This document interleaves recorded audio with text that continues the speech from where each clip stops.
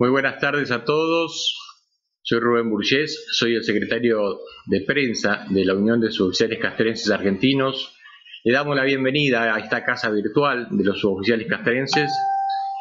En el día de hoy tenemos una nueva conferencia abierta a toda la sociedad.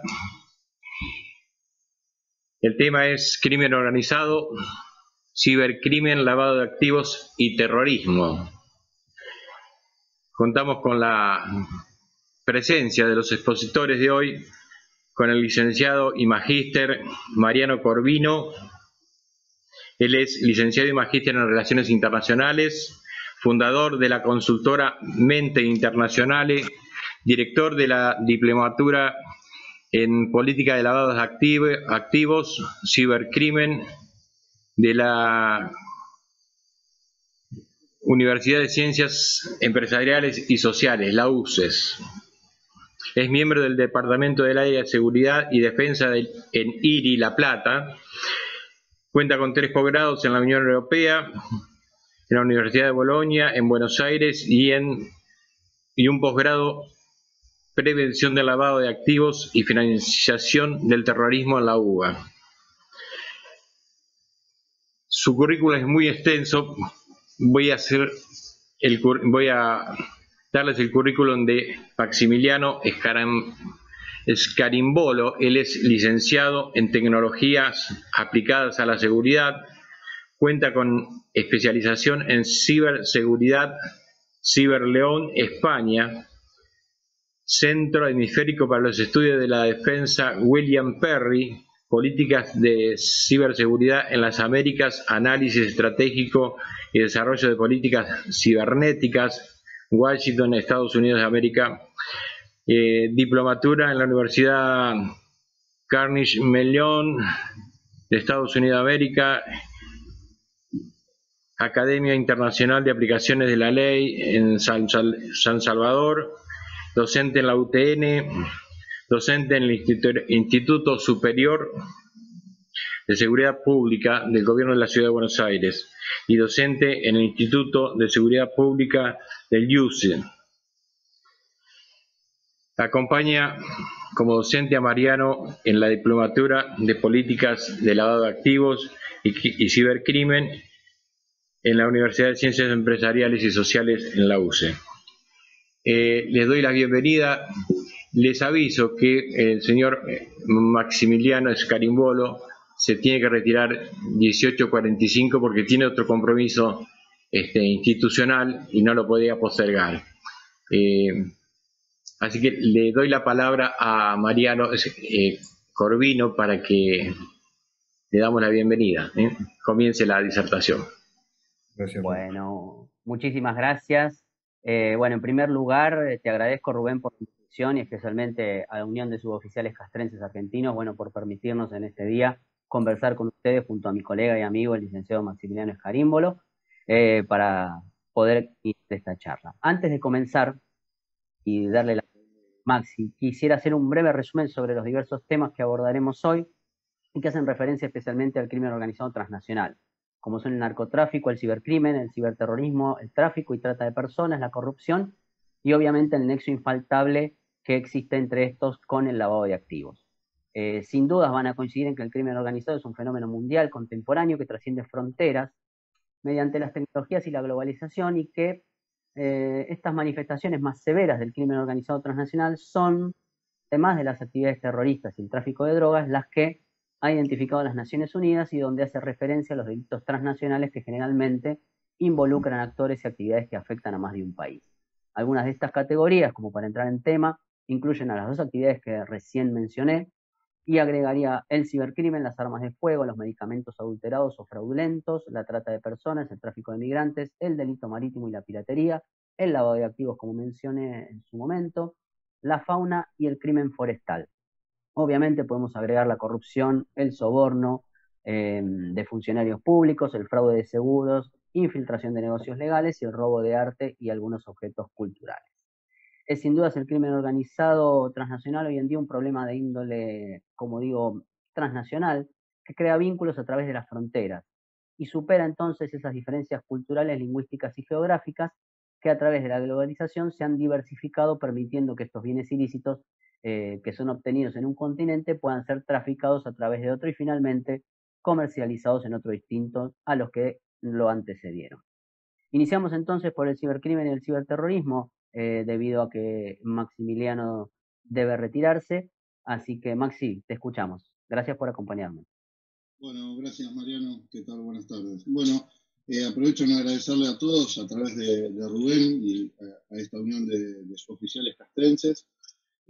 Lo mío va a ser el tema más pesado, que es el tema tecnológico, ¿no? Pero bueno, voy a tratar de llevarlo de la mejor manera posible, ya que hoy en día la tecnología nos atraviesa a todos y hoy en día prácticamente qué no pasa por medio de lo que es este ciberespacio o que no sufre de lo que son estas amenazas cibernéticas. Así que bueno, antes que nada le pido disculpas por tener que retirarme, pero bueno, era un compromiso que tenía asumido. Yo hasta el 45 voy a tratar de mantener, digamos, el hilo de lo que preparamos con Mariano para exponerle a ustedes y vamos a dejar unos 10 minutitos para lo que es consulta. Igualmente me interesaría, y como sé que el tema tecnológico, yo esto lo voy a bajar directamente al plano y si hay algún experto en la materia, le pido que tenga la paciencia o que me disculpe, dado que la idea es que todos entendamos y es bajar el vocabulario a lo más plano posible y que sea lo más sencillo de entender dentro de lo que es no dejar el plano tecnológico, que es también lo que nos va a dejar acceder a este conocimiento o empezar a desmenuzar esta temática, que la verdad que para tratarla en 45 minutos es muy complejo, pero vamos a tratar por lo menos de forjar ideas y de entender un poco ese metro cuadrado que nos rodea hoy en día en lo que es este ciberespacio, ¿sí? Ya que si nos ponemos a analizar un poco todo lo que son las Fuerzas Armadas de distintos países, tanto sea de los distintos bloques que hoy en día tenemos, han optado por generar este nuevo espacio como un espacio más de combate. O sea, tenemos los espacios tradicionales como ser la tierra, el aire y el mar, ¿sí? Y hoy en día se sumó este espacio creando un nuevo área como ser un cibercomando, en donde en gran parte de los lugares del mundo hay una interacción entre estas tres fuerzas tradicionales del tiempo, ¿no? Entonces, yo lo primero que les quiero decir es con qué amenazas nos encontramos en este ciberespacio en el que hoy en día estamos todos conectados. Ya de por sí tener una interacción, tener una charla en este tipo de plataforma, creo que hace un año atrás era algo inverosímil o era algo complejo, que estábamos acostumbrados de ir en persona a determinados lugares, o quizás en una charla de café, o quizás en un aspecto académico, se daban este tipo de capacitaciones o de charlas. Hoy, fíjense, ya estamos trabajando en plataformas digitales y creo que es algo que ha venido para quedarse. Ahora, así también como esta tecnología nos ha abordado, nos ha dado nuevas costumbres o nuevos usos, también nos, de alguna manera, desvela amenazas en este espectro cibernético, ¿sí? ¿Estas amenazas cuáles son? O sea, dentro de lo que es en sí el punto en donde nosotros nos movemos, ¿sí? Tenemos 4 grandes bloques en los cuales los podemos diversificar y en los cuales a mí me gusta mucho de esa manera poder, digamos, iniciarlo, ¿sí? el estudio del mismo. Uno es el que pronto comenzamos, que es el cibercrimen, es decir, que es la criminalidad que nosotros podemos entender que ha mutado, que ha ido avanzando, que se ha crecido de la mano de esta tecnología. ¿Sí? El ciberterrorismo, que también en estos últimos tiempos ha crecido bastante, no obstante los distintos tipos de organizaciones terroristas han creado dentro de sus células terroristas, dentro de sus organizaciones terroristas, áreas especiales que se dedican directamente a llevar adelante el tema del ciberterrorismo, y ahora vamos a desmenuzar un poquito por qué. El hacktivismo, que ya estamos hablando de algo, creo que con los últimos sucesos que se han dado, como ser Black Mother o distintos tipos de movimientos a nivel mundial, sociales, hoy en día esta conectividad que en un minuto una noticia pueda recorrer el mundo, es otro de los de las columnas en las cuales esto ha crecido. Y por otro lado pongo de alguna manera el Estado-Nación, sin hacer referencia puntualmente de nuestro Estado y Nación, pero sí en sí de todos los estados de nación o de alguna manera como ente regulador, pero por una omisión de acción en el no hacer o en el no estar al día. Sabemos que las tecnologías avanzan por un tema económico, avanzan muy rápidamente, vamos cambiando de tecnología, vamos sumando teléfonos, vamos cambiando ordenadores, vamos usando distintas plataformas y a veces lo que es la presencia del Estado en lo que es el resguardo en sí de la sociedad viene muy por detrás en lo que es la homologación de los distintos tipos de normas o leyes para darle el cuidado correspondiente y a veces quizás no con el interés o no quizás con la inversión que es necesaria para esta temática. ¿Sí? Entonces, yo lo que quiero ahora es empezar de lleno con lo que es la temática del cibercrimen. ¿Sí? El cibercrimen, si le queremos dar una definición o cuando hacemos referencia al mismo, lo podemos tener, digamos, en el idioma castellano, que hoy en día esta palabra es muy usada, sino viene digamos, del origen americano, en donde se dan las primeras acciones con la denominación del cybercrime. Sí, se entiende o se entiende que se trata de los delitos cometidos o no a través de Internet. O sea, eso es un error muy común en donde a veces creen que para poder llevar adelante una acción cibercriminal tiene que tener Internet. No es así. ¿Sí? Esté o no esté presente Internet, va a cambiar en lo que es su clasificación. ¿Sí? Pero en realidad es por medio del uso sí, de computadores u ordenadores o mecanismos análogos, como por ejemplo hoy en día un smartphone o una tablet que es un elemento, digamos, muy similar y prácticamente ya ese computador que antes nos costaba trasladarlo de la oficina o los primeros PC que pesaban un montón, hoy en día en un teléfono prácticamente tenemos la potencia de un ordenador para poder más allá no solamente navegar, sino poder hacer un montón de acciones. Un poco para desmenuzar este cibercrimen del cual vamos a hablar, la idea es clasificarlo, muy bien como decía Mariano, hoy en día las organizaciones criminales internacionales están optando como parte o como una ventana de la utilización de este cibercrimen, dado que la inversión para poder llevar adelante los distintos tipos de modalidades delictuales es de muy bajo costo, simplemente con tener un ordenador o tener y una conexión a Internet se pueden llevar adelante varias de estas acciones, ¿sí? Teniendo en cuenta que prácticamente en los últimos años ha igualado y ha superado en algunos casos hasta lo que es la criminalidad organizada transnacional del narcotráfico. O sea, ustedes dirán, pero el narcotráfico mueve mucho dinero. Claro, mueve mucho dinero, pero cuando uno hace ese análisis del costo que lleva adelante llevar una operación de narcotráfico, la inversión, el traslado, luego el ingreso al país donde va a ser distribuida y la red de distribución, tiene un costo totalmente mucho más alto que lo que sería la acción de una organización cibercriminal. Por ende, haciendo, digamos, un triángulo o un análisis de costo-producto final, hoy en día el cibercrimen está generando mayores activos que lo que sería, digamos, una organización de narcotráfico. Y después Mariano va a poder ampliar un poco más la temática. Entonces, esa clasificación que yo le decía, podríamos tenerla en lo que es una organización, que están muy bien planificadas, tomadas como si fuese una gran empresa, ¿sí?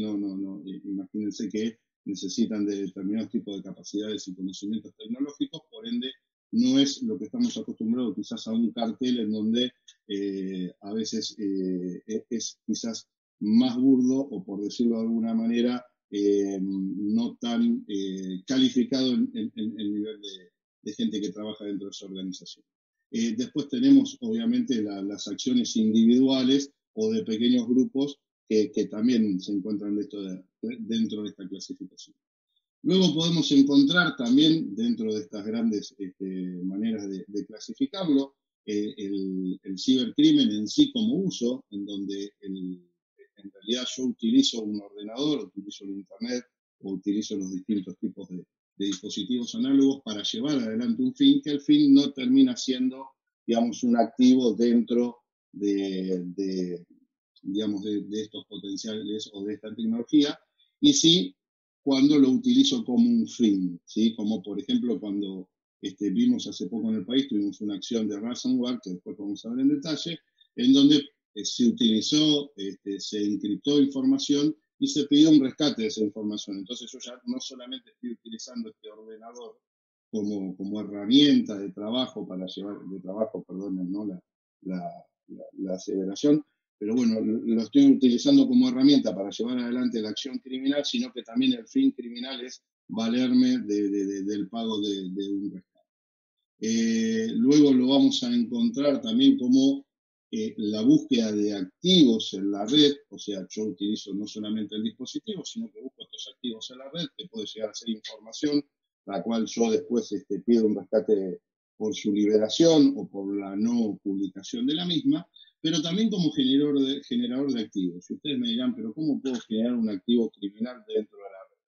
Hemos escuchado, hoy en día se usa mucho el término deep web, dark web, lo vamos a ver bien, así nos lo podemos fijar bien, en donde dentro de estas redes, las cuales son muy difíciles de poder encontrar quién es el que está navegando dentro de la misma, quién es el que está de alguna manera proporcionando información, se abren portales muy similares a lo que podríamos denominar Mercado Libre, Amazon o estos portales de venta online, en donde obviamente la venta no pasa a ser un producto de origen legal, sino distintos tipos de productos como pueden ser estupefacientes, drogas, y ahí empezamos a ver eso que yo les comentaba del generar más que una red de narcotráfico, ¿no? Porque esto ya estaría siendo quizás la vidriera de la venta de estos productos, pero no solamente eso, sino que se venden identidades, se venden tarjetas de crédito, se venden pasaportes, documentación falsa, se venden falsificación de manera.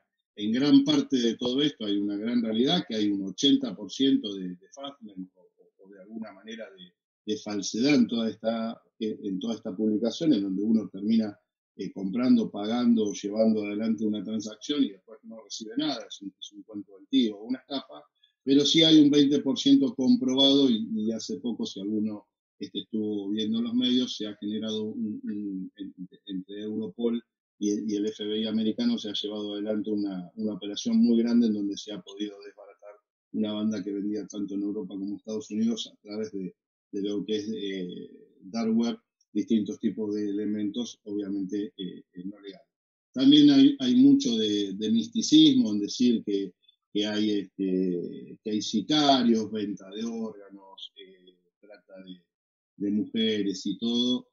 Bueno, hay mucho de místico en esto, ¿no? Lo que sí hay también, y la verdad que ha crecido mucho, lo hemos padecido en Argentina, creo que el año pasado o el anterior, el tema de pornografía y pornografía infantil, lamentablemente es una ruta, esta deep web que utilizan este tipo de personas para de alguna manera poder intercambiar información, porque como te decía, tecnológicamente, para una persona muy capacitada, es muy difícil hacer un seguimiento de lo que es este tipo de transacciones por medio de los distintos tipos de herramientas que se dan, que en realidad no fueron creadas para ese medio, y acá un poco les comento a ustedes, o sea, uno a veces, y al tener, por ejemplo, haciendo una comparación, un arma de fuego, acorde a cómo uno usa ese arma de fuego, va a ser si es buena o es mala, o como se dice que las armas las carga el diablo, ¿sí? Pero la realidad es esta, las herramientas de alguna manera fueron hechas para mantener digamos, ese anonimato, dado que ahora cuando profundicemos un poquito de lo que es el uso de las redes, nosotros constantemente cuando estamos navegando nos están viendo lo que estamos haciendo.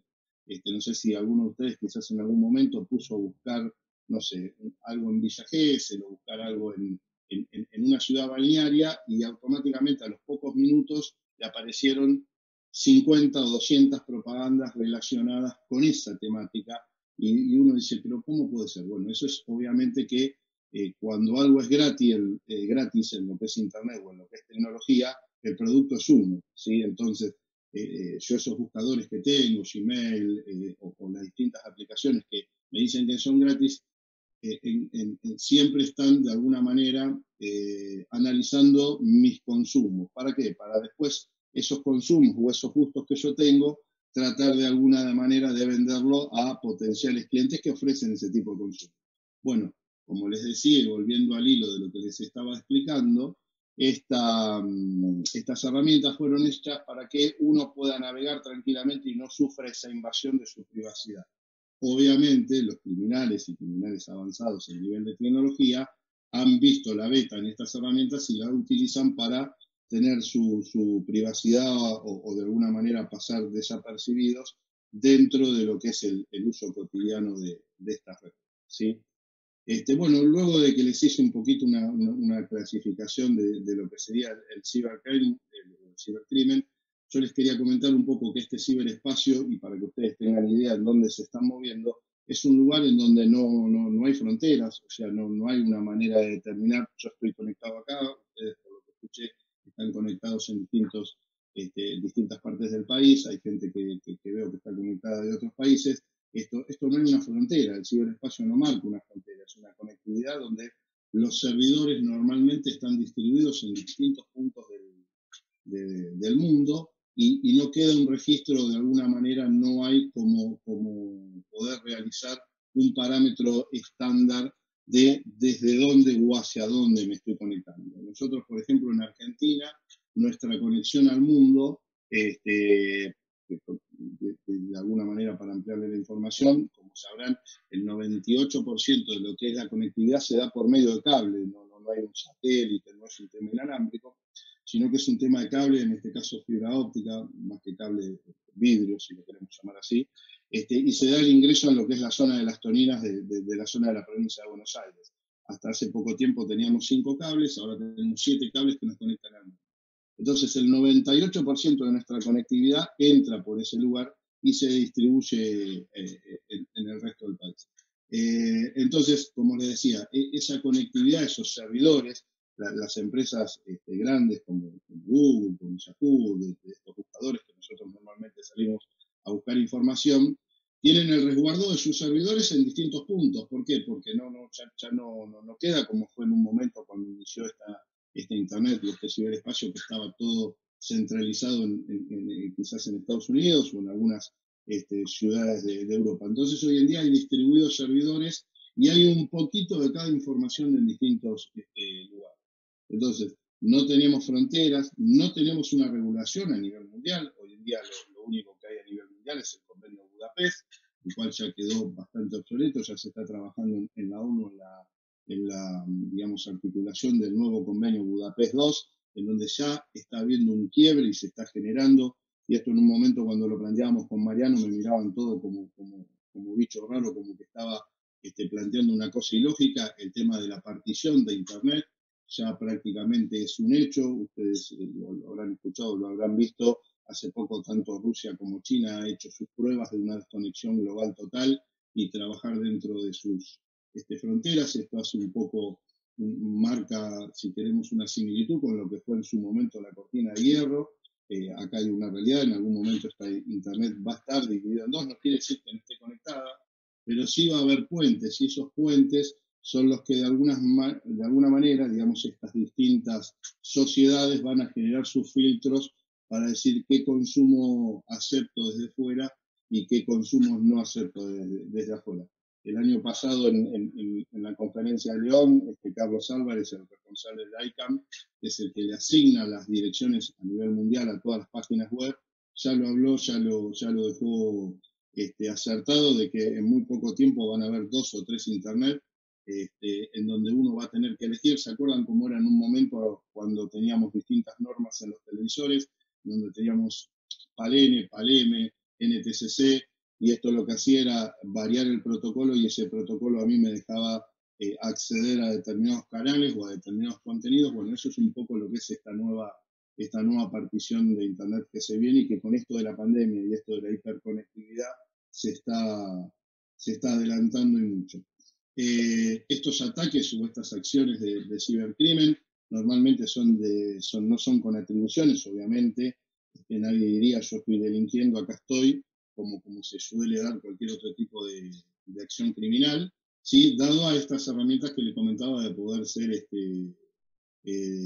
poder resguardar los datos personales. Pero también otra de las acciones de estos cibercriminales es adquirir identidades de gente que tiene, digamos, por ser usuarios de Facebook, usuarios de Google, que tiene determinada credibilidad en la red, y usarlos como parte de lo que vendría a ser su accionar cuando ahora veamos un poquito lo que es el tema de phishing, ¿sí? Y el tema de tomar la personalidad del otro para hacer lo que vendría a ser un poco de lo que sería una ingeniería inversa o para los más grandes una contrainteligencia y poder adquirir los datos de esa otra persona para poder acceder a su base de datos y todo, por medio quizás de defaultment o de distintos tipos de acciones en las cuales normalmente y la mayoría de la gente, sin importar el nivel académico que tenga o el nivel de capacidad de conocimientos, cae. Yo conozco gente con altos estudios o con alto nivel dentro de determinados gobiernos que ha caído en estas acciones y lamentablemente luego se encuentran con todo este problema. Sin ir más lejos, cito uno de los casos que pasó acá en Argentina con la ministra de Seguridad, especialista en el tema, con todo un equipo atrás, y le hackearon sus redes sociales, ¿no? Que obviamente fue utilizada más que nada para otro tipo, para un hacktivismo, no para una actividad criminal, pero podría haberse también utilizado de esa manera. Por eso le digo que a veces es muy complejo poder desactivar este tipo de acciones.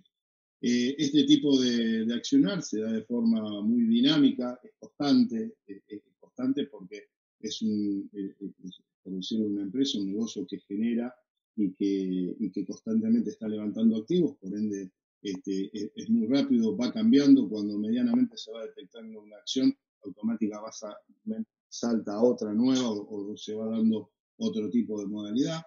Normalmente son asimétricos, o sea, la manera de actuar no es de un contendiente contra otro contendiente visible, sino que totalmente quizás puntos aislados, esos puntos aislados accionan o trabajan en conjunto con una organización transnacional y atacan quizás sí a grandes conglomerados, como por ejemplo nos pasó acá en Argentina la acción de Ransomware contra lo que fue migraciones, o semanas antes contra lo que fue Cablevisión, o semanas antes con lo que fue el sistema médico, si no me equivoco, creo que fue Swiss Medical o una de estas empresas, en donde obviamente son quizás grupos pequeños de acción que actúan sobre grandes grupos, los cuales tienen un poder de digamos, pagar o intercambiar estas acciones, en el caso del ransomware, ese rescate de esa información. Son multidimensionales, hoy en día dimensionalmente hablamos, Internet es transversal a todo, ¿sí? No hay puntualmente algo que no utilice Internet, creo que prácticamente hoy en día cualquier tipo de actividad que no esté interconectado, que no funcione por medio de determinadas partes, divisiones, o digamos su estructura no esté interconectada, no tiene razón de ser en este mundo globalizado. Son disruptivos porque normalmente marcan un quiebre, un corte y hasta a veces genera un cambio de accionar, no siempre como uno quisiera en lo que es la mejora y en lo que es, y ahí vengo un poquito a lo que les planteaba con respecto a lo que es el tema del Estado o la nación como parte no activa, de no estar un paso adelante o un paso al igual, sino que muchos pasos por detrás. Son infinitos porque constantemente se van generando cuando se genera una solución o se genera o se tiene constancia de uno, se distribuye esto para que la gente que estamos en ciberseguridad pueda tener una previsión, pero automáticamente van cambiando, se van modificando, van mutando. Y un tema muy importante es que son 24/7, o sea, la conectividad está a las 24 horas, 7 días a la semana. Y acá es un poquito también lo que hace complejo contra el que está desde el punto de vista del lado de la ciberdefensa, en donde nosotros cumplimos un horario de trabajo, 8 horas, nos vamos a nuestra casa, nos olvidamos de la función que cumplimos y al otro día volvemos a retomar tareas. Obviamente quizás en el lugar donde trabaje haya alguien que cubre ese tiempo que yo no estoy, pero nosotros tenemos un corte en donde no estamos completamente en esto. Estos son unidades de negocio que están las 24 horas pensando en cómo generar dinero. Entonces, obviamente, que tienen otra velocidad, otra cadencia y cuesta mucho sí poder estar o poder seguirlos a nivel, ¿no? Las amenazas que hoy en día se están dando son por medio de lo que es el malware, ¿sí? Que son el software malicioso, comúnmente conocido, lo que normalmente llamamos como virus. Virus en realidad es un tipo, digamos, de aplicación dentro de lo que son el malware. En el malware tenemos varias que acorde a distintos tipos de herramientas o acorde a distintos tipos de debilidades de los ordenadores va a funcionar en estos dispositivos. Tenemos los exploits, que son los que explotan las debilidades, tanto sea del usuario, que normalmente se lo denomina capa 8, que es la persona que está atrás, que es normalmente, y en el 98% de las situaciones, el culpable de que un exploit pueda acceder a una plataforma, no de manera intencional, sino a veces por no tener quizás la capacidad, el conocimiento o la instrucción debida, o no estar los protocolos establecidos en el lugar donde lleva adelante estas funciones. Los ataques de denegación de servicio, que son muy comunes, ¿sí? O de OS, ¿sí? Un ataque de denegación de servicio es, para que ustedes tengan una idea, es dejar sin conectividad a algo, ¿sí? Entonces, por ejemplo, quizás que a mí me dejen sin conectividad, podría buscar una alternativa y no podría estar en esta conferencia intercambiando ideas con ustedes, o esta charla, mejor dicho, pero, por ejemplo, para un portal como Mercado Libre que le genera una denegación de servicio, imagínense a Mercado Libre sin poder conectarse con sus ventas o con la gente que quiere comprar durante una hora, le genera un gran problema de ingresos. Entonces, estos tipos de ataques no solamente a Mercado Libre en el caso de que sea económico, sino, por ejemplo, en el caso de que sea una nación, fíjense lo que podría llegar a ser la falta de consulta en un sistema de registro como ser municipal, como ser de automotores o algo, traba y deja sin poder movilizar un sistema, y esto es a veces lo que también, digamos, genera una disrupción en el normal desarrollo digamos, de las acciones.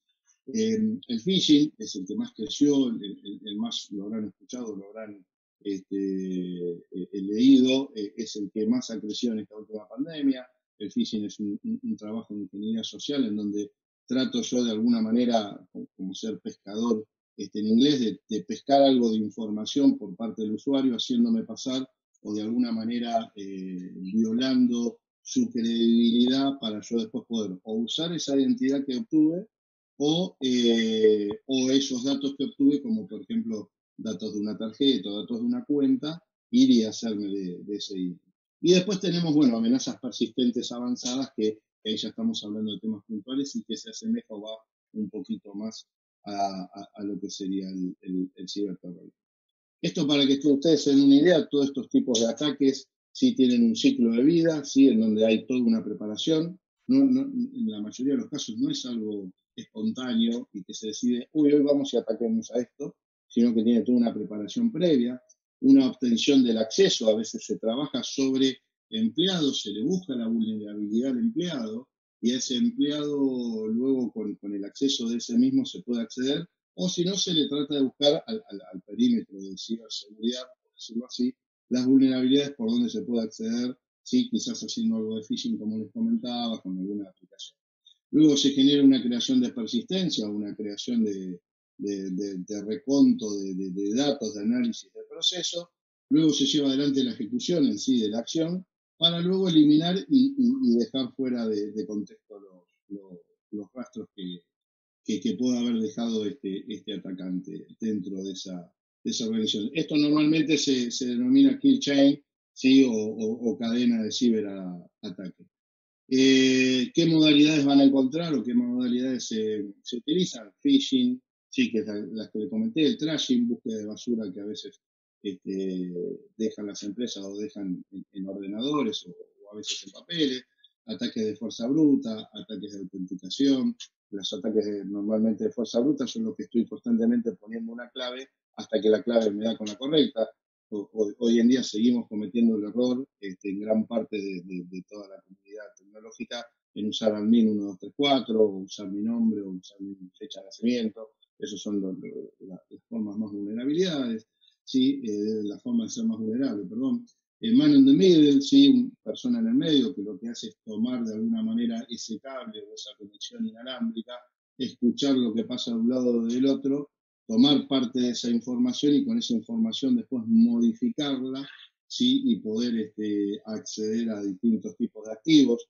Y acá esta acción puntual de Man in the Middle me lleva a lo que sería la modalidad de Beck, sí, que es una de las que también más ha crecido en este último tiempo, en esta última pandemia, la cual es el Business and Mile Compromise, en donde, digamos, un comprador de una empresa, y estamos hablando de grandes empresas, hoy en día los proveedores normalmente se sitúan globalmente, y esto es lo que yo decía, ¿no? Esta interconectividad, hace una compra, hace un pedido a un país extranjero, se genera el pedido y obviamente antes de mandarle el material o la mercadería le pide el pago del producto y lo paga de forma como corresponde, como ya lo venía haciendo. Acá ¿qué pasa? En el medio hay alguien escuchando esa comunicación y lo que hace es tomar poder de esa comunicación y modificar, por ejemplo, solamente lo que vendría a ser el SWIFT o la asignación de transferencia para decirle, en vez de depositarlo acá, depositarlo allá.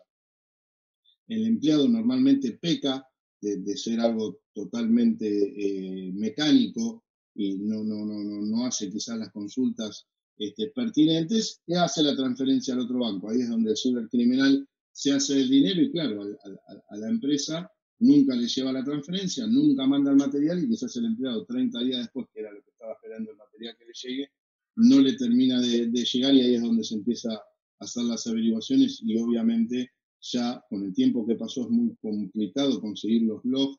Los logs son de alguna manera los registros que quedan cada vez que uno accede a una de estas redes para ver desde dónde se conectó, pero más allá de todo esto tenemos la complejidad de que se dan en distintos países. ¿Por qué? Porque tenemos, por ejemplo, el comprador que estaba en Argentina y la empresa vendedora que estaba, puede ser Uruguay, Brasil, Chile, si quieren, para que sea algo de la región. Ahora, ¿qué pasa? El servidor que llevó adelante esta conectividad quizás estaba en Estados Unidos. Entonces, en el medio ya tenemos 3 países. Y quizás el banco o el lugar, que ahora se va a explicar mucho mejor Mariano, está en otro país. Entonces yo como aplicador de la ley, lo que tengo que hacer es empezar con los oficios judiciales, digamos, requerimientos internacionales, los cuales no tardan 2 días, empezar a hacer la seguidilla país por país, saltando, ¿sí? Por medio de lo que son las cancillerías, para poder adquirir esa información y después poder volcarla a una causa. A lo cual imagínense que normalmente un exhorto judicial entre países demora, con la mejor de la suerte, 2 o 3 meses. Si tenemos 4 países involucrados, quizás en un año recién podamos tener la dirección de IP de dónde se escuchó. Ya pasó un año, más el tiempo que pasó en la compra y venta, todo esto dificulta mucho lo que es el accionar de búsqueda. Sí, y bueno, ya estamos llegando casi a los 45, quiero dejarles tiempo para las preguntas y respuestas. Quiero hacer una referencia un poquito, que también es algo que veo que no queda muy en claro, de lo que es esto de la Deep y la Dark Web, que es el lugar donde más se mueve todo este tipo de acciones, ¿sí? Y en donde estas organizaciones terroristas también han encontrado un lugar fabuloso para moverse. Para tener un poco en cuenta, la Internet que nosotros tenemos, la conectividad física, acuérdense que les había dicho, un 98% se da a nivel cableado, no solamente en nosotros, sino que en el resto de los países la comunicación por medio de satélite o por medio de radioeléctrica es muy costosa, por ende se sigue trabajando por medio de fibra, a la que nosotros estamos acostumbrados y que normalmente accedemos, como ser Google, Yahoo u otros buscadores, es lo que normalmente se denomina surface web o la web superficial, es la que todos vemos, es la indexada, es la que yo le digo que cada vez que ustedes busquen algo en Google, ¿sí? Por más que lo hagan con esas aplicaciones que dicen en modo privado, ese buscador que le da la información a ustedes va a llevar un reconto de todo lo que ustedes están buscando. Y después, ¿qué es lo que hace? Le vende a determinadas empresas, en algunos casos a determinados, digamos, brokers, ¿sí? Determinados tipos de información sobre sus consumos. ¿Para qué? Para que esto después a ustedes les lleguen propagandas similares en lo que ustedes consumen, que obviamente hay una gran posibilidad que ustedes vayan a comprarlo. Esto es lo que se llama la web superficial o la web indexada, en donde queda registro prácticamente de todo. Obviamente este tipo de web no es la que utilizan normalmente los cibercriminales, mucho menos las organizaciones terroristas. Después nos encontramos con lo que es la Deep Web, ¿sí? Que hay que hacer una gran diferencia. Una cosa es Deep Web y otra cosa es Darknet o Dark Web, ¿sí? La Deep Web no es eso que comentan que es todo ahí donde está toda esta cosa rara, toda esta pornografía, toda esta delincuencia, toda esta venta de órganos. La Deep Web es la misma web que vimos recién, superficial, pero es donde están guardados los contenidos. O sea, yo para poder acceder a alguno de estos contenidos tengo que tener un usuario, una contraseña, y no es una página abierta ni de libre navegación. Por ejemplo, el uso de los mails, por ejemplo, el Dropbox, que son reservorios de información. Por ejemplo, los bancos, ustedes cuando quieren acceder a su banco, quieren acceder a la parte digamos, del home banking, están accediendo por Deep Web, porque hay un tema de tráfico de contraseñas para yo poder acceder y para poder también comunicar. Y sí, después tenemos lo que es la Dark Web, ¿sí? La web oscura, ¿sí? Que ahí para poder acceder a esta necesito de navegadores especiales. Y ahí sí es donde tenemos uno de los navegadores más conocidos, es el Tor, tenemos después Freenet, hay distintos navegadores, pero ahí sí es donde tenemos todo este material, por decirlo, de pornografía infantil, de quizás controversia con distintas publicaciones que de alguna manera no tienen acceso a los distintos gobiernos para bajarlas. Se ha dado los famosos leaks, en donde se revela información, conspiraciones, van a encontrar de todo, obviamente, y ahí es también un poco al ojo del buen lector, con los cuidados tecnológicos. Eso da para una clase completa de los cuidados que uno tiene que tener ahí, ¿para qué? Para no tener una suplantación de identidad y, como yo le decía, que después esa identidad suya se utilice en el área cibercriminal para poder acceder a cosas y que después queden ustedes como que eran los que estaban accediendo. Entonces, ahí yo les digo, tengan cuidado si van a acceder, si no, después vamos a dejar el mail con Mariano para cualquier consulta, cualquier duda, se la puedan desarmar y no ingresen libremente porque pueden llegar a tener algún tipo de complejidad. Pero ahí realmente lo complejo está dentro de lo que es esta dark web. Y acá un poco hago un cierre con lo que es el ciberterrorismo en sí y darle por lo menos 10 minutitos de preguntas. Yo hasta las 18:55, 58 me quedo con ustedes para no dejarlos colgados.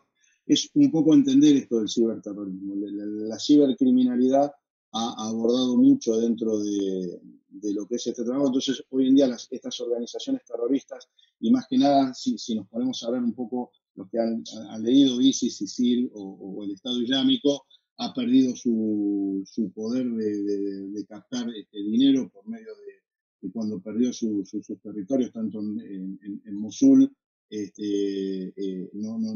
no se pueden más financiar de la manera que se financiaban antes, que era con la adquisición del petróleo y la venta en el mercado negro. Entonces han empezado a trabajar dentro de áreas, o han empezado a generar dentro de áreas cibercriminales, la posibilidad de generar activos para poder llevar adelante determinados tipos de acciones. Entonces, para entender un poquito lo que es esto del ciberterrorismo, ¿sí? Es el terrorismo electrónico, el cual se basa en el mal uso de la comunicación, las tecnologías y la información, ¿sí? En realidad la informática electrónica, para generar terror o miedo en la población. Y acá es donde hacemos el quiebre, ¿sí? De forma ideológica, política o religiosa. Si no cumplimos esta etapa de la ideología, la política o la religiosa, no es terrorismo, cualquier otra cosa que le quieran poner nombre, pero no es terrorismo o ciberterrorismo en realidad, porque sí están agregando el uso de un computador o esa conectividad de Internet. ¿Y qué es lo que de alguna manera este terrorismo utiliza de este ciberespacio? Y que también le vino y que también ha sabido aprovechar, por un lado, la propaganda. Hoy en día un atentado terrorista en 1 o 2 minutos recorre el mundo, ¿sí? Operaciones psicológicas, ¿sí? Estas operaciones psicológicas se pueden dar desde lo que normalmente conocemos hoy como fake news o falsas noticias, en donde podemos sembrar cualquier tipo de información y que hoy en día tenemos tan robotizada la sociedad que compartimos sin ver, sin analizar y sin siquiera tener 2 minutos de análisis de lo que estamos viendo. El incitamiento, ¿sí? Vieron cómo se replicó lo que fue Black Mother o distintos tipos de acciones, por decir, raciales. Acuérdense que el terrorismo no es solamente el que se pone un turbante en la cabeza y grita a las grandes. Tenemos terrorismo de distintos tipos de facetas.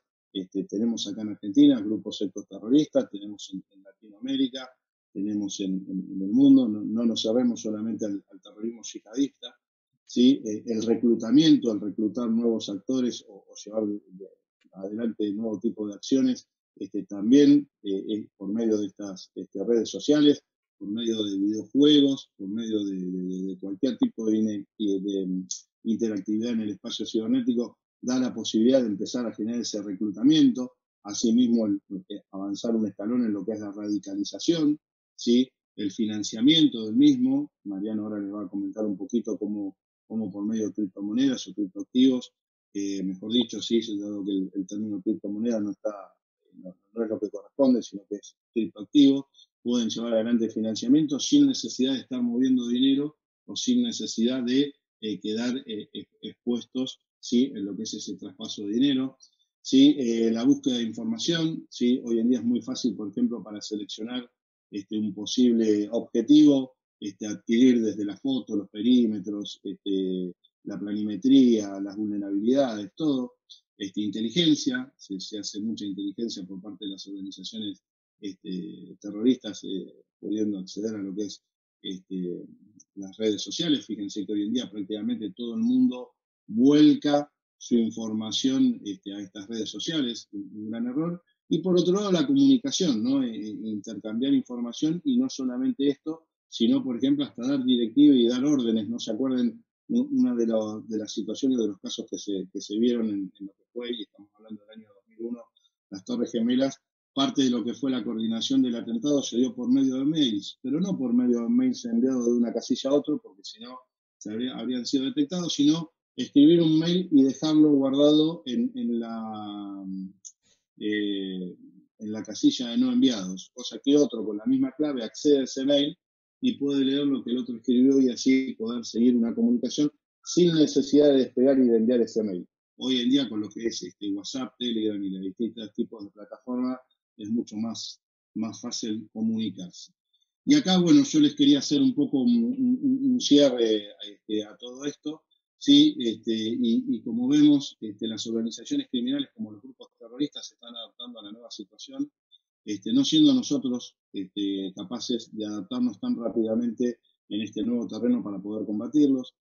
Es recomendable monitorear estas acciones realizando distintos tipos de protocolos tecnológicos sobre los actores, cómo identificar y limitar sus conexiones en todos los escenarios. Hoy en día todo esto es muy abierto, no está delimitado.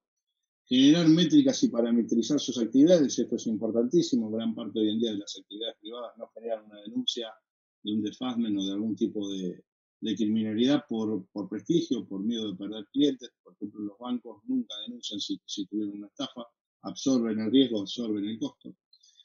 Lograr un proceso de valorización en la información disponible para todos los tipos de acciones en las redes que constituyan una amenaza para esta sociedad nueva, esta sociedad, si queremos decir 5.0, que se viene interconectando.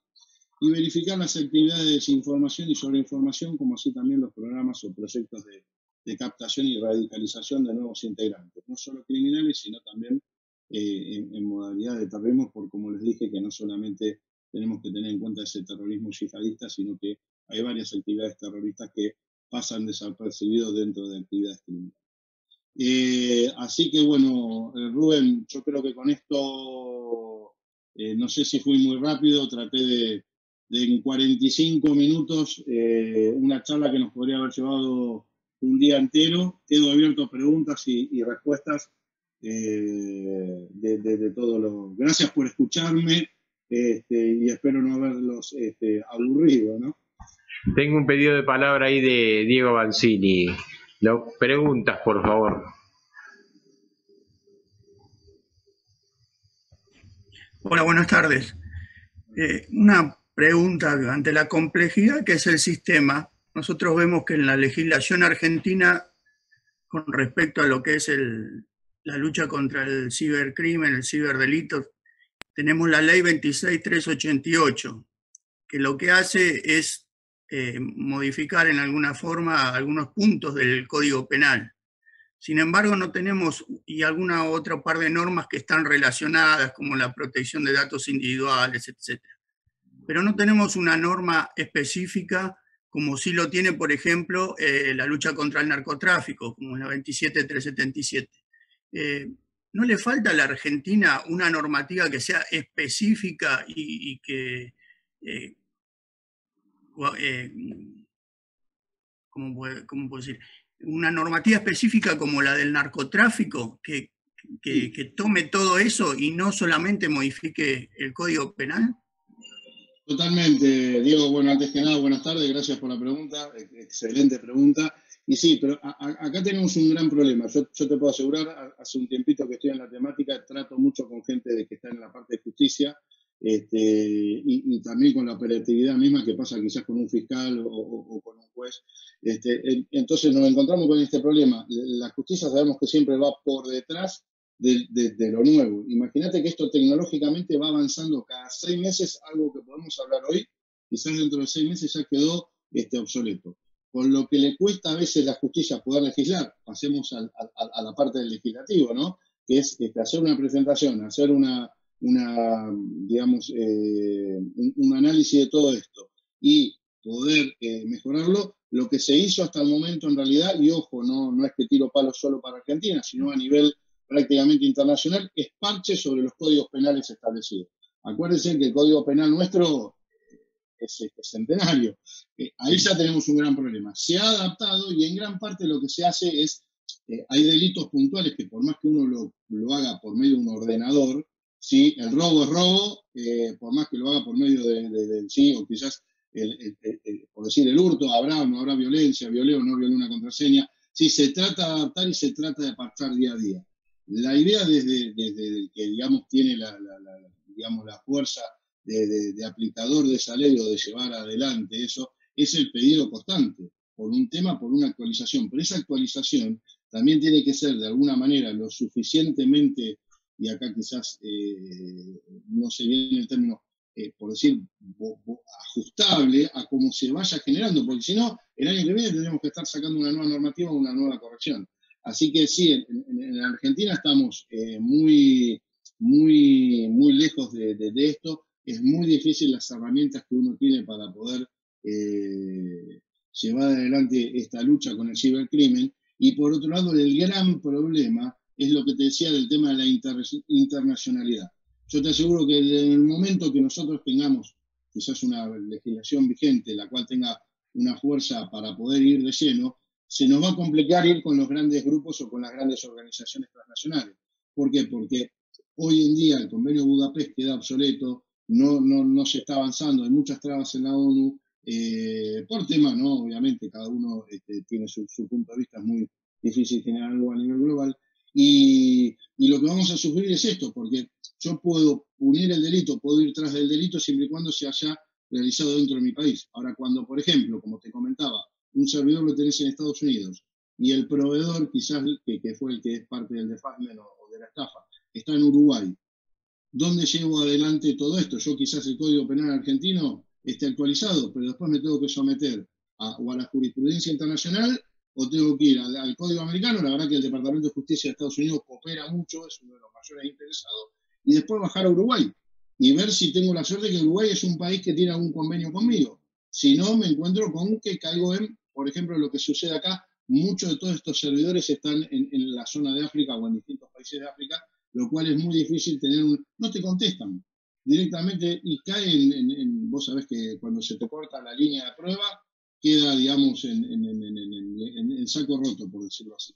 Así que es un gran desafío que tienen los juristas nuestros, los legisladores, y por otro lado nosotros el usuario, que a veces cometemos el error de seguir actualizándonos en tecnología, pero no cuidándonos.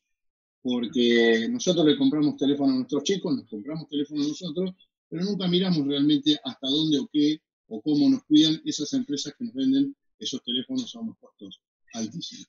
Así que espero haberte contestado, Diego. Perfecto, muchas gracias. Por favor, a vos. Todos, yo les digo a todos que lo que quieran realizarle consultas, ahí están los mails, que se lo hagan por mail. Va a seguir en contacto Maximiliano con nosotros, con USCA, así que seguramente haremos alguna presentación en febrero o marzo, nuevamente, como para seguir conversando con él. Interesantísimo el tema. Maximiliano, te agradecemos muchísimo y sabemos de tu compromiso que tenés que dejarnos, lamentablemente.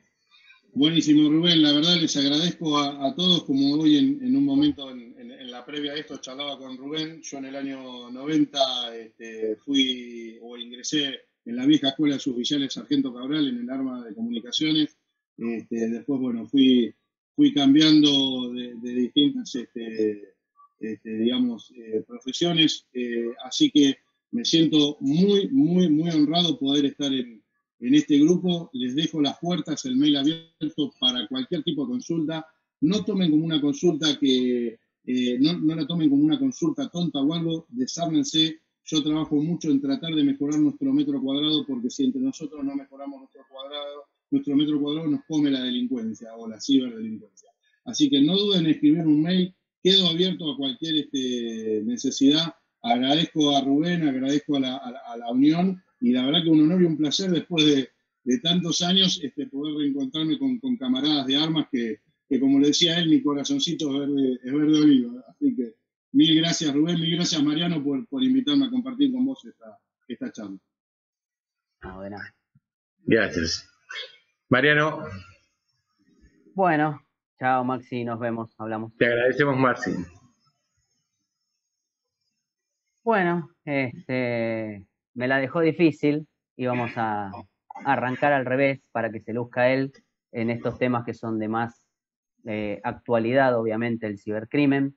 Agradezco, si me permitís, Rubén, a algunos docentes de la diplomatura en prevención de lavado de activos que están hoy acompañándonos, como es Daniel Locatelli de Uruguay y Luisa Herrera.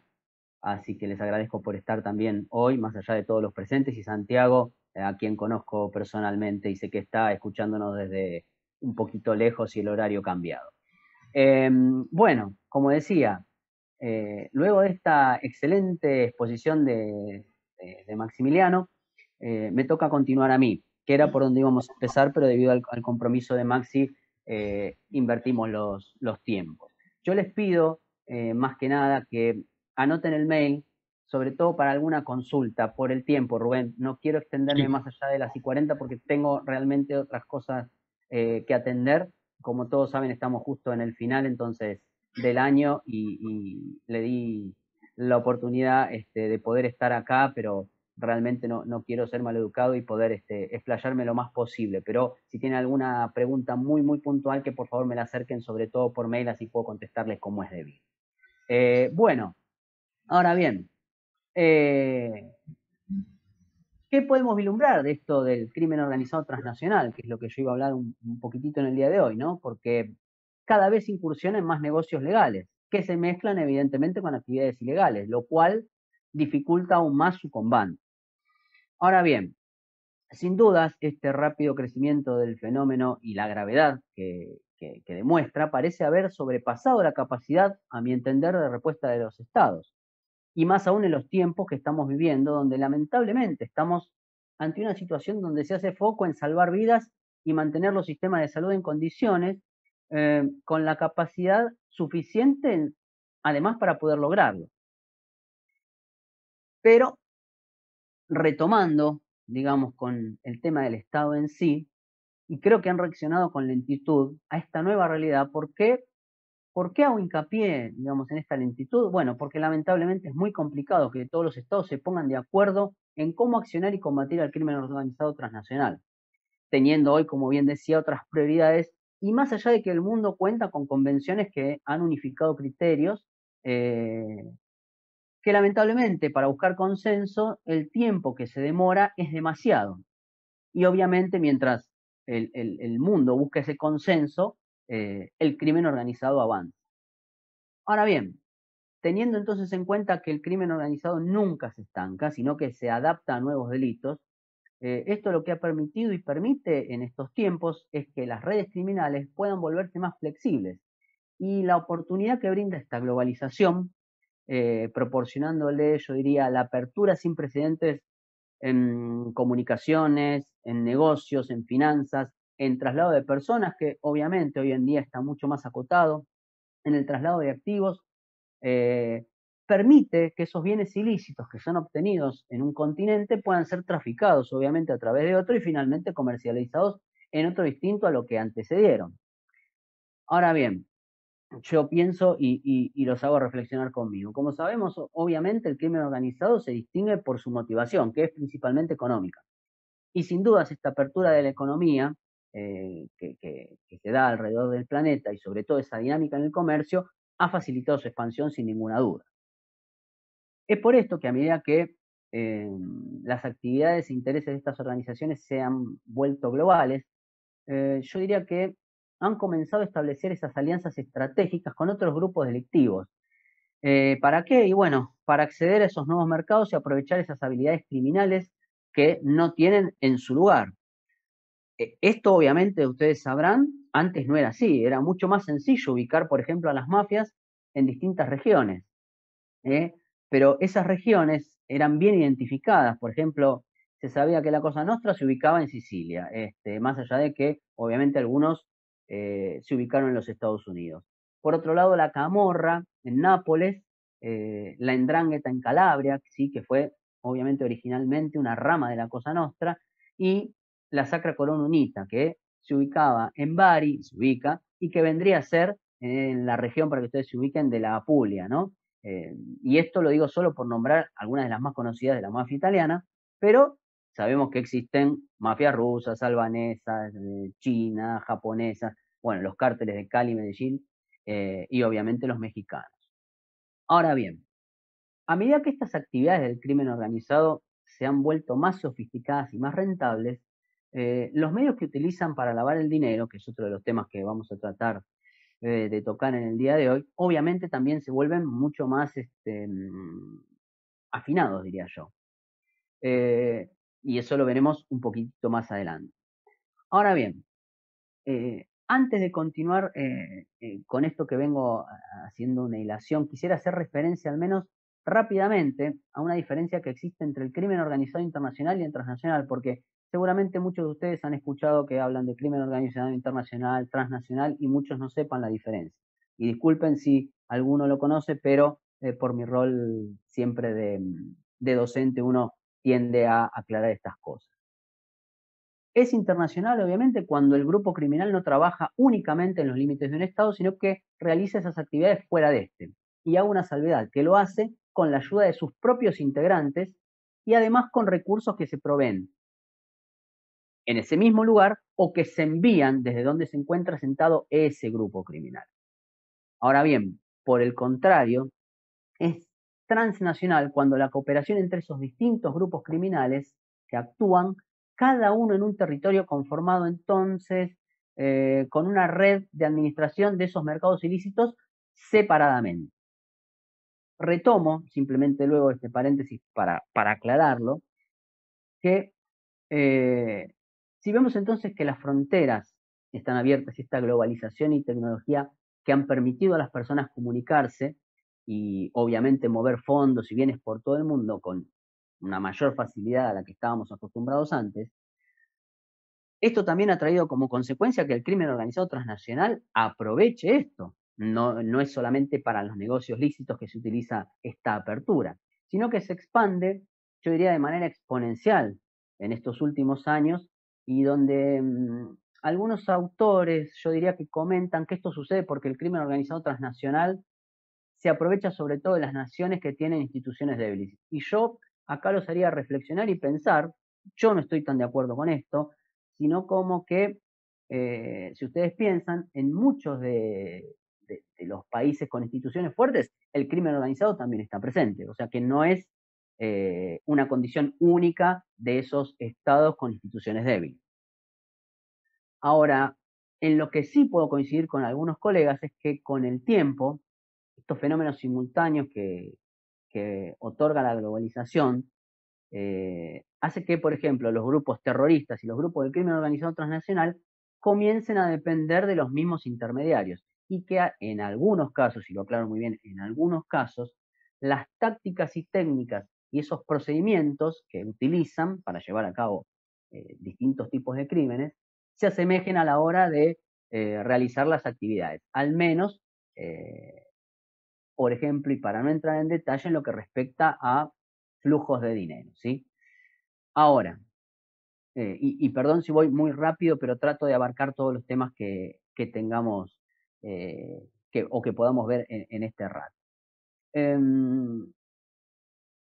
Esto que les comentaba, digamos, que estamos viendo en muchos casos que se hace como una filmina transparente y se ve de un lado y del otro, estos casos, la ideología, yo creo que empieza a dejarse un poquito de lado, o si se me permite, empieza a quedar más en un relato, debido a que el crimen organizado transnacional es un negocio y se debe ser práctico en este negocio, donde lo que se persigue es que los grupos sean cada vez más poderosos e influyentes. Ahora bien, sin dudas este año y con todo lo que estamos viviendo, yo creo que las amenazas transnacionales y por ende el crimen organizado transnacional se encuentran en una fase ascendente. ¿Por qué? Y bueno, porque el crimen organizado se ha adaptado rápidamente a esta nueva normalidad que estamos viviendo y sin dudas creo que ha desplegado ese accionar, como bien comentaba Maximiliano, sobre todo a la red de Internet. Y sin dudas, esta situación que estamos atravesando y para enfrentar estas amenazas transnacionales que acechan a los estados, se requiere un compromiso de cooperación del que habla claramente, y ustedes sabrán, la Convención de Palermo. Dado que el crimen organizado se basa, y aún más, entiendo yo hoy en día, en el lavado de dinero. Y es justamente a través de este lavado de dinero, y hago nuevamente un paréntesis acá para aquellos que no conocen de la temática, para que se cumpla este acto de lavar dinero, se deben realizar o llevar a cabo 3 etapas o fases, que son, a ver, ¿cómo puedo decir? Características de este accionario, que son la colocación, la diversificación y la integración. Solamente dicho eso y a modo de comentarles a quienes no conocían estas 3 fases, creo que es necesario remarcar que estas organizaciones criminales pueden acceder a fondos sustanciales, ¿sí? que derivan de operaciones obviamente ilícitas y que aseguran un crecimiento continuo del crimen organizado. Y desde el plano legal, ese lavado de dinero, ¿sí? Permite que los grupos criminales y las corporaciones se faciliten, se beneficien muy fácilmente con este accionar. Ahora bien,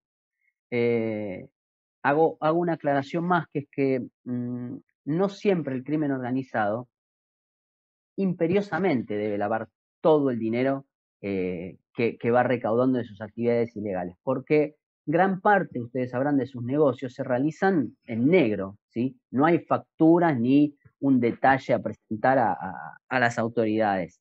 Entonces, no siempre, y esto les pido por favor que lo tengan siempre en cuenta, no siempre el crimen organizado tiene que lavar todo el dinero que están recogiendo ilegalmente.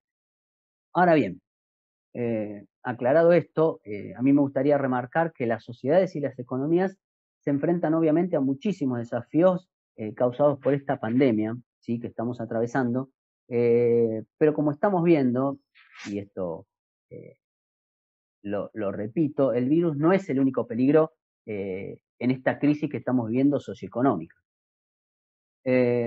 Obviamente los delincuentes, entiendo yo, que están aprovechando esta desinformación que hay y el miedo que existe dentro de las sociedades, porque ustedes recordarán cuando empezó el tema de la pandemia, a los pocos meses se empezó a hablar de esta venta de productos médicos falsificados o adulterados, tanto en línea como en lo físico.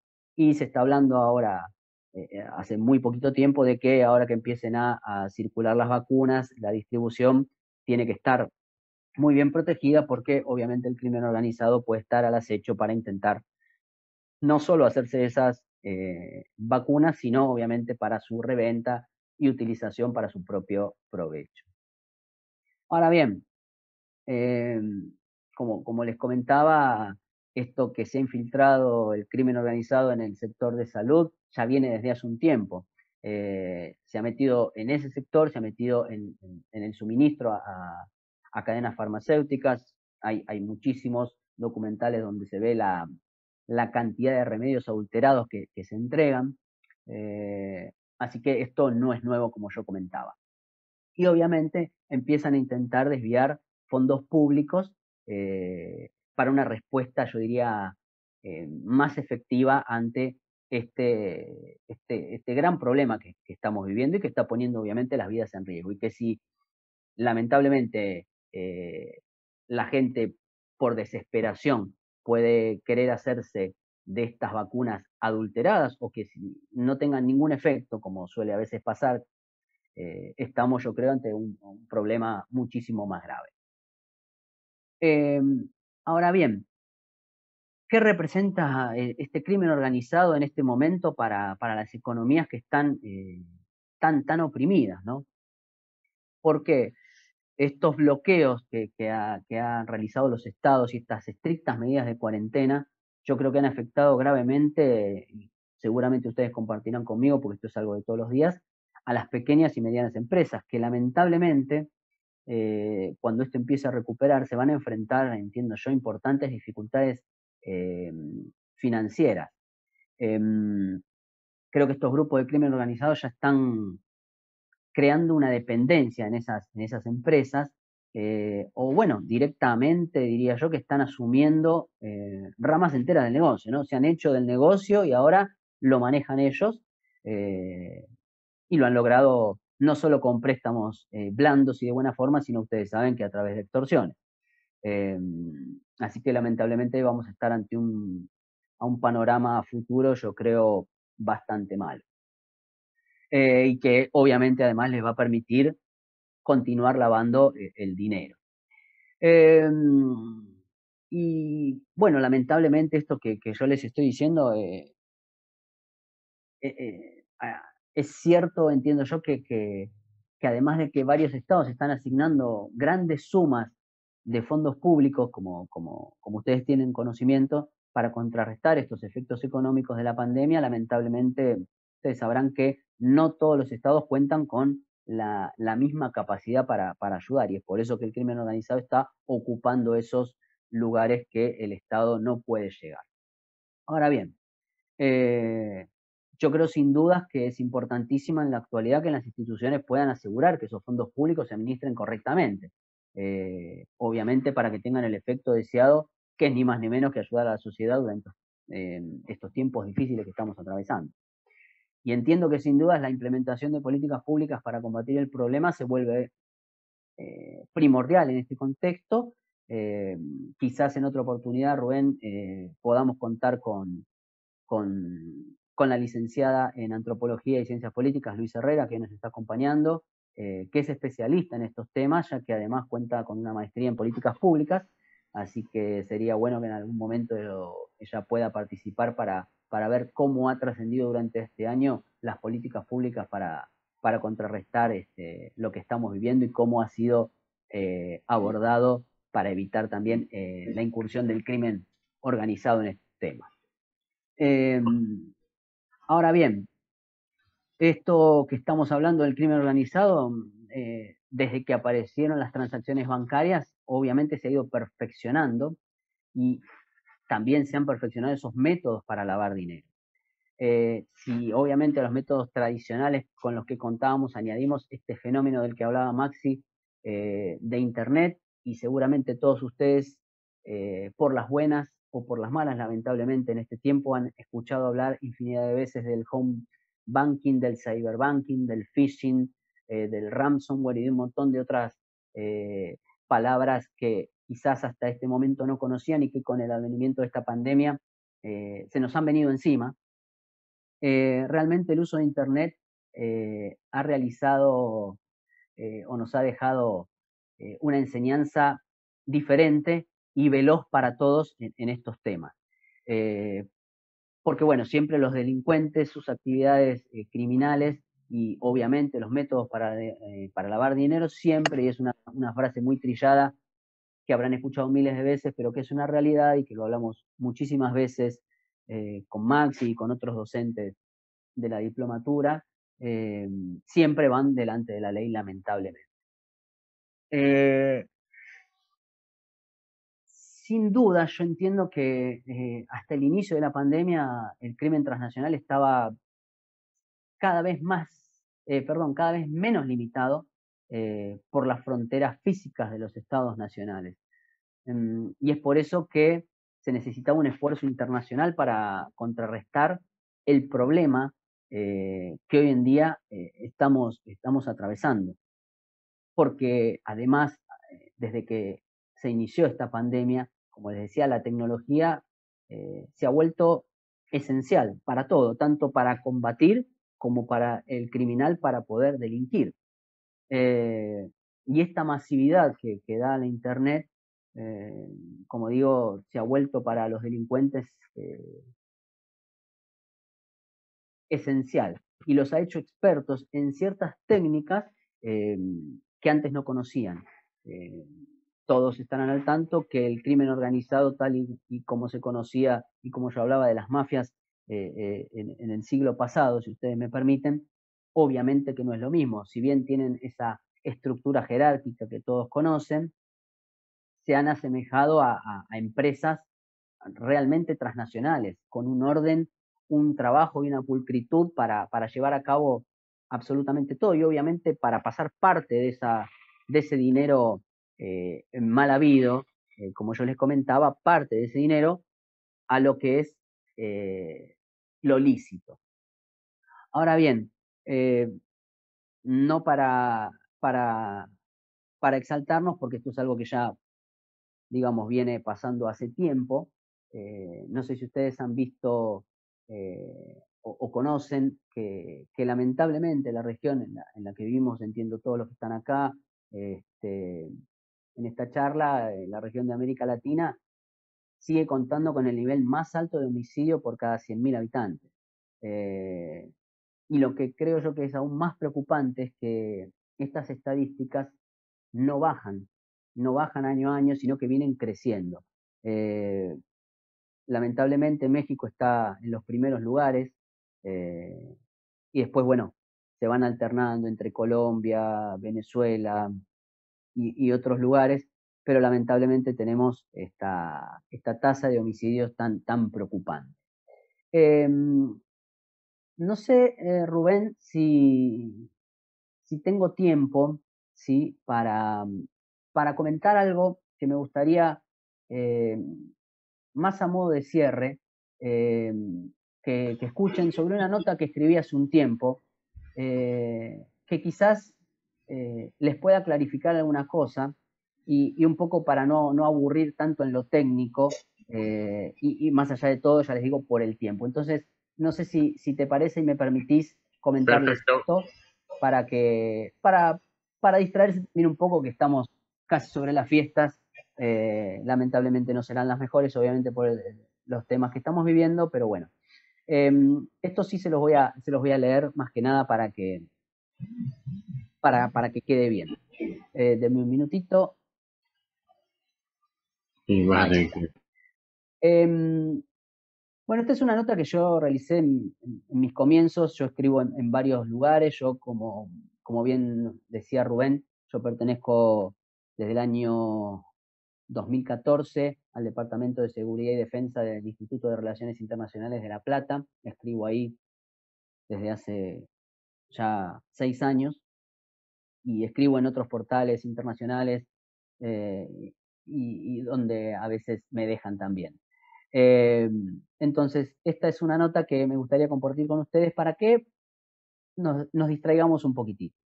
Y la nota habla de la referencia del crimen organizado, del ciclo de la vida del crimen organizado transnacional, donde hablo del nacimiento, el crecimiento, del desarrollo, la reproducción y su muerte, ¿sí? Y dice esto, dice que cuando un ser humano nace, se espera que se convierta en una persona de bien y que pueda completar el ciclo de la vida. Me refiero específicamente a crecer, desarrollarse y reproducirse. La muerte, obviamente, está asegurada. Quizás la única etapa que algunos seres humanos no logren completar por diversos motivos que son ajenos a esta charla es la de la reproducción. Existen diferentes significados para los términos que me interesa desarrollar en este ratito, pero vamos a entender el término crecer como el aumento del tamaño del organismo, por desarrollo la adquisición de nuevas habilidades, y sobre la función de la reproducción diremos que consiste en originar nuevos seres vivos y es necesaria para que la especie siga existiendo. Ahora bien, y utilizando la analogía y el antagonismo, intentaré desarrollar el ciclo de la vida del crimen transnacional organizado. El crimen es, desde el punto de vista del derecho, una conducta, una acción o una omisión tipificada por la ley y que resulta antijurídica y punible. El ser humano y el crimen están íntimamente ligados desde el principio de los tiempos. No se atribuye a otra especie que no revista la condición humana el término de crimen. A nadie podría ocurrírsele definir la muerte de un animal a manos de otro como un crimen, simplemente porque entendemos que los animales cometen el acto de matar para subsistir. No existe la malicia. Podría discutirse la intencionalidad, saciar el hambre en ese acto, pero nunca la representación o el efecto de su conducta. Diferente es en el ser humano que, ya sea por dolo, que es la intención de cometer la acción típica prohibida por la ley, o por culpa, sea esta por negligencia, imprudencia, impericia o inobservancia, en principio siempre se es consciente de la acción que realiza, y les pido que entiendan que no ando en los supuestos en este tema porque sería ingresar en un terreno que no nos daría el tiempo y que sin duda un abogado podría explicar mucho mejor que yo. Ahora bien, establecido el momento del nacimiento del crimen, veamos ahora cómo ha crecido, cómo se ha desarrollado hasta reproducirse y convertirse en el crimen transnacional organizado del que yo estaba hablando en mi presentación anterior. El crimen organizado podríamos definirlo, y solo para esta charla, como el crecimiento y desarrollo del crimen a secas, que evolucionó para empezar a desarrollarse como una empresa.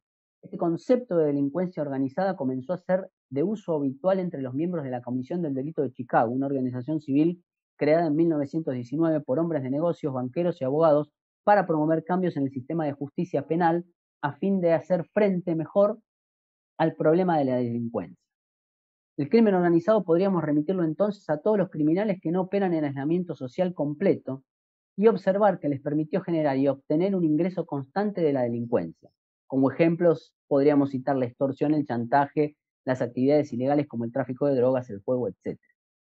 Durante la era de la depresión, el término de crimen organizado comenzó a utilizarse fuera de la ciudad de Chicago y a comienzos de 1930 empezó a utilizarse para designar a mafiosos y gángsters que se organizaban en sindicatos, bandas y organizaciones criminales, y algunos de los más famosos fueron tildados de enemigos públicos. Creo que eso les sonará. En los años 1960 y 1970 el concepto de crimen organizado fue reconsiderado, ya que se asoció a la mafia con el crimen organizado.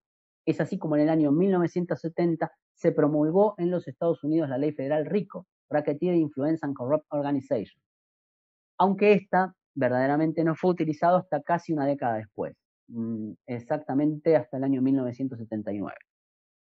Ahora bien, existen varios congresos en las Naciones Unidas. En el 6º Congreso de las Naciones Unidas sobre Prevención del Delito y Tratamiento del Delincuente, que se llevó a cabo en Milán en el año 1985, hubo preocupación por el gran crecimiento del crimen organizado en el ámbito internacional, que traspasaba las fronteras de los estados. Casi 10 años después, más precisamente en noviembre de 1994, se llevó a cabo en Nápoles la Conferencia Ministerial Mundial sobre Delincuencia Organizada Transnacional, donde fue aprobada la Declaración Política y el Plan de Acción Mundial de Nápoles. Basado en esa declaración, la ONU dio a la luz las resoluciones 53.111 y 53.114 en diciembre del año 98. Ya en el año 2000, en Viena, se celebró el 10º Congreso de esta temática, y ahí podríamos decir que estábamos asistiendo a la etapa de reproducción del crimen, que ya había evolucionado hacia el crimen organizado y que ahora se estaría convirtiendo en crimen transnacional organizado. Como vimos en este pequeño relato que les comentaba para distraernos un poquitito, se llegó hasta el punto donde aquel pequeño crimen que nacía con la humanidad creció y se desarrolló, logrando convertirse en crimen organizado. Luego vimos cómo se reprodujo y traspasó las fronteras de los estados, convirtiéndose en crimen transnacional organizado. Pero lo que seguramente no podremos ver y tampoco tener la certeza de que ocurrirá es que finalmente este delito muera, completando el ciclo normal de la vida, al menos entendida desde la perspectiva de los seres humanos. Con esto quisiera cerrar, Rubén. Era algo como para reflexionar, agradecerles realmente, bueno, a vos, Rubén, y a todos por haber estado en este ratito. Obviamente me comprometo a estar cuando quieran y a ahondar, obviamente, en tiempos. cuando vos me hablaste de esta charla y hablamos un poquito de cibercrimen, todo, si bien conozco y manejo el tema porque he aprendido de los mejores, Maxi es uno, tenemos docentes en la diplomatura de excelencia, entonces uno aprende, pero no quería meterme yo en temas que realmente no domino tanto. Es por eso que lo invité a Maxi y quizás he quitado y restado un poquito de tiempo para lo que es el crimen organizado y el lavado de activos en general, pero sí me comprometo a cuando quieras a tener una charla específicamente de lavado, pero si alguno quisiera, me gustaría que alguno me diga quién cree que el lavado de activos verdaderamente perjudica a los estados. Esta pregunta la hago siempre en todas mis charlas, en todas mis clases. Le pregunto realmente, ¿quién cree que perjudica a los estados y por qué el lavado de activos? Cualquiera, tenemos un ratito más, si te parece 10 minutos, para poder charlar de esto. Me gustaría ver un poquito para qué piensan ellos para, en todo caso, ya te digo, en una futura charla abordarlo desde ahí. ¿Hay alguien que crea que el lavado de activos no perjudica a los estados? Diego Ancini pidió la palabra. Sí.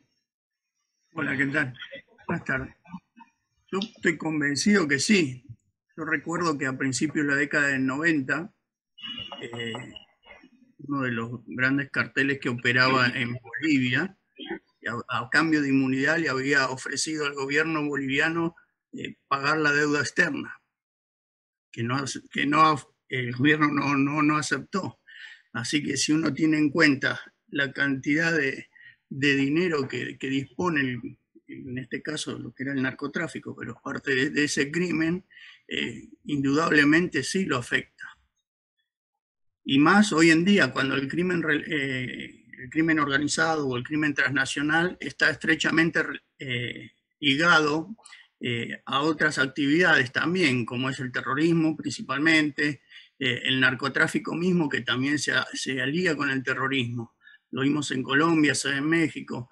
Entonces todo eso se va transmutando y termina afectando a los estados. Tal es así que hoy se discute en muchos estados la diferencia entre seguridad y defensa. Muchos toman el crimen organizado ya como lo están tomando como un problema de defensa. Y esa es la discusión, por ejemplo, que hoy se está dando en nuestro país. En nuestro país tenemos hasta una contraposición con lo mismo que se dice. Por ejemplo, no quiero estigmatizar, pero el gobierno actual, por ejemplo, habla siempre se mantuvo en diferenciar la seguridad interior de la defensa, porque dice pero paralelamente, dentro de lo que es la seguridad interior, despliega elementos de defensa para la frontera norte, para fortalecer el control de lo que es el crimen. Entonces es una contradicción que choca mucho a veces por la ideología, por un concepto ideológico que es antiguo con respecto a las necesidades reales. No cabe duda que el crimen organizado transnacional afecta a las naciones. Lo vemos mismo en Brasil. En Brasil, por ejemplo, tenemos uno de los grandes carteles, el CCP, que ya está actuando, está actuando en Paraguay, ha actuado y sabemos que actúa en el norte de nuestro país, y el mismo CCP se ha manifestado para extenderse a toda la región. Así que no solo afecta a los países, sino a la interrelación entre los países. Porque Brasil, por ejemplo, las Fuerzas Armadas tienen participación en lo que es la lucha contra el narcotráfico, el lavado de dinero. Nosotros acá no lo tenemos. Acá diferenciamos eso. El narcotráfico no es problema de las Fuerzas Armadas. Entonces, afecta también esa interrelación, porque ¿cómo podemos combatir algo a nivel regional cuando afecta a toda la región, cuando tenemos leyes tan disímiles? Así que creo que hasta pasa el problema del país en sí y se convierte en un problema, si se quiere, regional, que afecta hasta la propia integración que se pretende. Sí, Diego, muchísimas gracias por su comentario. Estoy totalmente de acuerdo. Además, hay algo que creo que hay que plantearse en breve. El crimen organizado cuenta con armas, si ustedes me permiten, que lamentablemente la policía no puede hacerle frente. no tiene el mismo poder de fuego. Yo no soy especialista en estos temas, pero está a la vista, lamentablemente, que es algo dispar. Si un policía con un arma reglamentaria quiere ir contra el crimen organizado, yo creo que no va a tener muchas chances de lograr el cometido. Obviamente el primer comando de la capital ha tomado ya varios lugares en Brasil, como bien decía, incursión en Paraguay, incursión en Bolivia, en Colombia, en varios lugares, en Argentina, como bien decís, en la frontera norte. Creo que es un problema que tenemos que realmente dar a la discusión, por lo menos, y que los expertos en el tema puedan debatir, porque se debaten muchísimos temas en la Argentina y hay ciertos temas que es como que siempre quedan postergados. Entonces creo que eso podría ayudar a empezar a erradicar un poquito. ¿Hay alguien más que piense que el lavado... Danilo, Danilo Rivadeneira está pidiendo la palabra. Danilo. Hola a todos, muchas gracias por la invitación. En primer lugar, saludos desde el sur de Chile. Mariano, excelente ponencia. En mi humilde opinión, como resumen, puedo decir que es pésimo para una nación y para la región, hablando de Latinoamérica, porque fomenta las actividades ilícitas, fomenta la violencia, porque estamos hablando de delincuentes, de crimen organizado. Entonces, en ese país va a haber más secuestros, más muertes, más sicariatos, va a aumentar la violencia, va a aumentar la inseguridad y se va a disparar los delitos. ¿Aló? ¿Me escuchan? Sí, sí, perfecto. Sí, como que se... Entonces es pésimo para el país y para la región, porque recuerden que los vecinos están viendo y están aprendiendo. No sé si vieron en las noticias que el cartel de Jalisco ahora intenta acá en Chile hacer la ruta de la droga. O sea, esto es terrible, es terrible. Y pienso, por eso les digo, no le afecta solo a un país, sino a la región. Y si ven que pueden en Chile, después Argentina, no sé, es un decir, no, solo estoy opinando. Pero efectivamente, concuerdo contigo, Mariano, es pésimo. Afecta no solo al desarrollo de una nación como tal, sino como latinos, como yo lo veo como un todo. Nos afecta a todos. Gracias. No, de nada. Obviamente yo concuerdo con todos que el lavado de activos perjudica a los estados, pero también quisiera que reflexionen, y en todo caso, Rubén, dejo abierta realmente para una próxima charla específica de lavado de activos, tipologías y algunos otros temas relacionados. Piensen en algún estado grande que tenga los mal llamados, como digo yo y enseño a mis alumnos, paraísos fiscales, que son países de baja o nula tributación. ¿Cuántos paraísos fiscales hay en Estados Unidos? ¿Hay o existe un paraíso fiscal en Londres, en Inglaterra? ¿Existe en otros lugares de Europa? ¿Cómo ven esos estados? ¿Los ven frágiles? ¿Tienen incursión del crimen organizado? ¿Será que tiene que ver también un poco el tema de la persecución fiscal? No quiero meterme, porque si yo me embalo no me voy más. A mí me encantan estos temas. Calculen que tenemos 105 horas de diplomatura donde hablamos muchísimo de estos temas, pero digo, ¿realmente creen? Y como yo digo, por un lado es obvio que perjudican a los estados, pero ¿por qué hay 4 paraísos fiscales, por ejemplo, en los Estados Unidos y no pasa absolutamente nada? O sea, digo, en el Reino Unido, en varias islas, no hay criminalidad en las islas donde están esos paraísos fiscales. Bueno, ahí Suiza, Panamá, y además es real que para abrir cuentas hoy en día en estos lugares piden muchos más requisitos. Todos saben de las filtraciones de los Panama Papers, etcétera, etcétera. Una cosa es que hayan ingresado a un estudio jurídico que habría sociedades. Otro tema es cómo se hacían esas sociedades. O sea, siempre tenemos que tratar de estar atentos y desmenuzar un poco las noticias que nos llegan. Es como hace poquito que fue esa filtración del FinCEN, ¿sí? Donde hablaba de cantidades y cantidades de dinero que se lavaba a través de los bancos. El banco tiene la obligación de hacer ese ROS, ese reporte de operación sospechosa. Esa es una obligación que tiene el banco. Después analicemos si el banco fue o no cómplice de ese lavado de activos. Yo, y solo para terminar con esto, Rubén, porque realmente tengo que irme, pero año 2012, un banco muy, muy importante, yo terminaba mi primer experiencia en lo que era la prevención del lavado de activos, un banco multado con 1.300 millones de dólares por facilitar el lavado de activos al crimen organizado. Y esta consulta la hago también siempre. Accionistas de ese banco, tanto de los Estados Unidos como del Reino Unido, al enterarse que fueron sancionados con 1.300 millones de dólares en multa, una cifra enorme para todos nosotros, obviamente, le pregunto a cualquiera, ¿cuál fue la reacción de esos accionistas en cuanto fue multado ese banco? Cualquiera, el primero que levante la mano, ¿cuál fue la reacción de esos accionistas? ¿Qué harían ustedes si su banco es multado con 1.300 millones de dólares por haber permitido el lavado de activos? Cualquiera. Yo creo que lo primero que hago, bueno, echar a los responsables que tengo en el país,